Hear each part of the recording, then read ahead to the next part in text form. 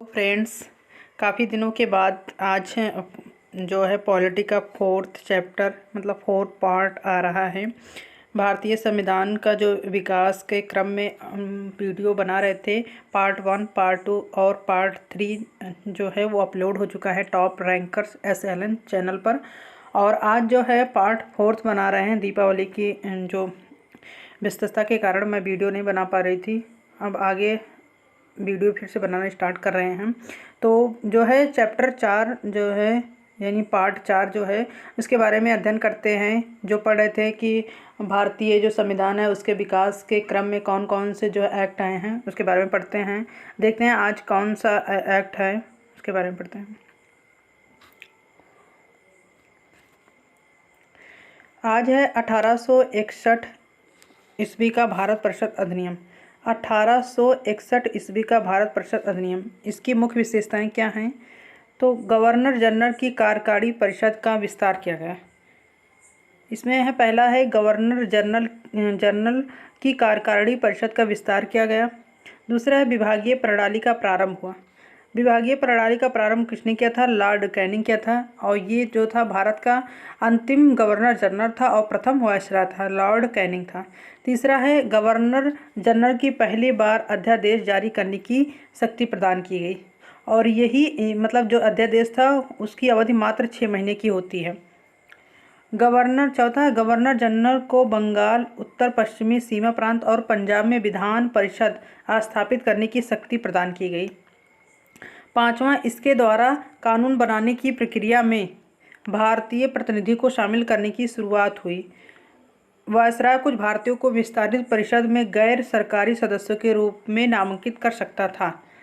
अभी हम लोग पढ़ रहे हैं 1861 ईस्वी का भारत परिषद अधिनियम। इसमें यह था कि कार्यकारिणी परिषद का विस्तार किया गया। जो एग्जीक्यूटिव जो काउंसिल थी उसका क्या हुआ?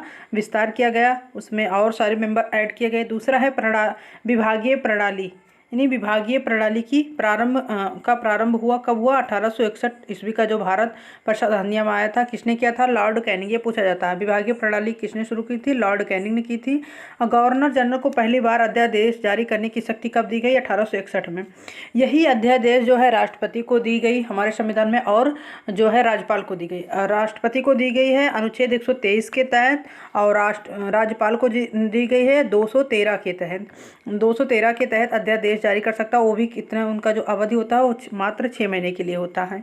ये इतना हुआ। फिर है गवर्नर जनरल जो था यानी वायसराय को बंगाल, उत्तरी पश्चिमी सीमा प्रांत और पंजाब में विधान परिषद यानी विधान परिषद जो है इस स्टेट में स्थापित करने की मतलब प्रांतों में शक्ति प्रदान की गई गवर्नर जनरल को। और इसके द्वारा कानून बनाने की प्रक्रिया में भारतीय प्रतिनिधियों को शामिल किया गया। पहली बार कानून जो बनाया जाएगा उसमें भारतीय प्रतिनिधि को शामिल करने की शुरुआत हुई। कब? 1861 में। जो कानून बनाया जाएगा उसमें भारतीय प्रतिनिधि को शामिल किया जाएगा।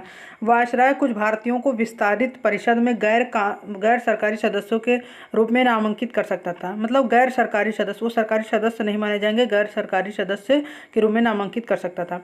इसी के तहत 1862 में क्या किया गया नोट में कि लॉर्ड कैनिंग ने तीन भारतीयों को जो है उसको नामांकित किया। कौन कौन थे?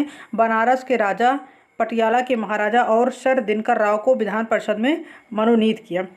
इतना पढ़ा 1861 ईस्वी का भारत परिषद अधिनियम की विशेषताओं के बारे में। आगे पढ़ते हैं कि कौन कौन सी विशेषताएं हैं।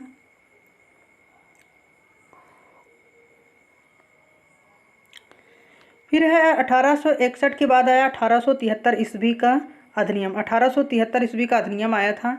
इसमें बताया गया कि इस अधिनियम द्वारा यह उपबंध उपबंध किया गया कि ईस्ट इंडिया कंपनी को किसी भी समय भंग किया जा सकता है। मतलब ऐसे बताया गया है कि 1873 का जो ईस्वी का अधिनियम आया इसमें बताया गया है कि ईस्ट इंडिया कंपनी को किसी भी समय भंग किया जा सकता है, मतलब उसको रद्द किया जा सकता है, उसको जो ईस्ट इंडिया कंपनी के उसके जो है पूरी तरह से भंग किया जा सकता है। 1 जनवरी 1884 ईस्वी को ईस्ट इंडिया कंपनी को औपचारिक रूप से भंग कर दिया गया। 1873 ईस्वी का अधिनियम में बताया गया कि किसी भी समय भंग कर दिया जाएगा और 1 जनवरी 1884 ईस्वी में ईस्ट इंडिया कंपनी को औपचारिक रूप से भंग कर दिया गया।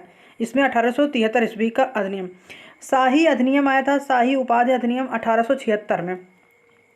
1873 में तो 73 में ये मतलब बताया गया कि जो कंपनी को कभी भी भंग किया जा सकता, और 84 में 1884 में भंग कर दिया गया। और 1876 में शाही उपाधि अधिनियम आया कि इस अधिनियम द्वारा गवर्नर जनरल को केंद्रीय कार्यकारिणी में छठे सदस्य की नियुक्ति कर उसे लोक निर्माण विभाग का कार्य सौंपा जाएगा। जो गवर्नर जनरल यानी वायसराय की केंद्रीय कार्यकारिणी जो थी परिषद, उसमें छठे सदस्य को नियुक्त किया गया, किसे? लोक निर्माण विभाग का कार्य सौंपा गया। 28 अप्रैल 1876 ईस्वी को 28 अप्रैल 1876 ईस्वी को एक घोषणा द्वारा मतलब एक घोषणा की गई कि महारानी विक्टोरिया को भारत की मतलब महारानी घोषित की गई, सामग्री यानी मतलब सम्राज्ञी घोषित किया गया। किसे? महारानी विक्टोरिया को। महारानी विक्टोरिया भी भारत की क्या वो महारानी घोषित की गई। 1876 का शाही उपाधि अधिनियम आया, उसके तहत 28 अप्रैल को घोषित किया गया। इतना हुआ। आगे पढ़ते हैं कि आगे क्या कहा गया।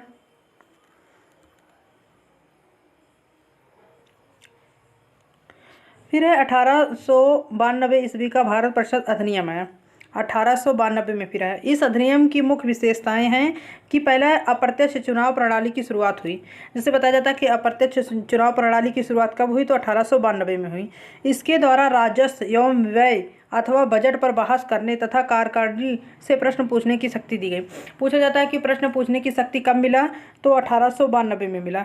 इसके द्वारा राजस्व एवं व्यय अथवा बजट पर बहस करने तथा कार्यकारिणी से प्रश्न पूछने की शक्ति दी गई। कब? 1892 ईस्वी का भारत परिषद अधिनियम। अभी तक हम लोगों ने 1892 ईस्वी का भारत परिषद अधिनियम पढ़ लिए हैं। आगे हम पढ़ेंगे 1909 का जो भारत परिषद अधिनियम आया था। 1909 के बाद 1919, फिर 1935, फिर 1947 में जो आया था, इसके बारे में आगे अध्ययन करते हैं। तब तक के लिए ये सारे वीडियो देखते रहिए, पढ़ते रहिए। हमारे चैनल को टॉप रैंकर्स SLN चैनल को सब्सक्राइब कीजिए, लाइक कीजिए, शेयर कीजिए, कमेंट कीजिए। तब तक के लिए धन्यवाद, नमस्कार।